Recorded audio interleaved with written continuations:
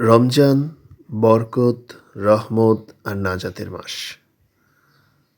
চাঁদ দেখা যাওয়ার সাথে সাথেই শুরু হয় এক পবিত্র যাত্রা। আত্মশুদ্ধি, সংযম আর আল্লাহর সন্তুষ্টি লাভের পথে চলার যাত্রা।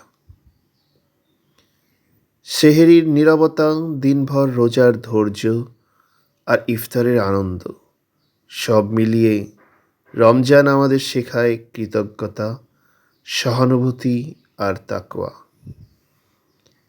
এ মাসেই নাজিল হয়েছিল পবিত্র কোরআন।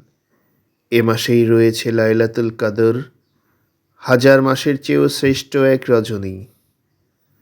রমজান শুধু না খেয়ে থাকা নয়, এটি নিজের আত্মাকে পরিশুদ্ধ করার এক সুবর্ণ সুযোগ।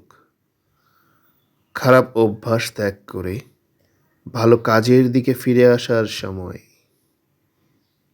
এই রমজান হোক পরিবর্তনের সূচনা, হোক ক্ষমা প্রার্থনার, দোয়ার আর মানবতার মাস।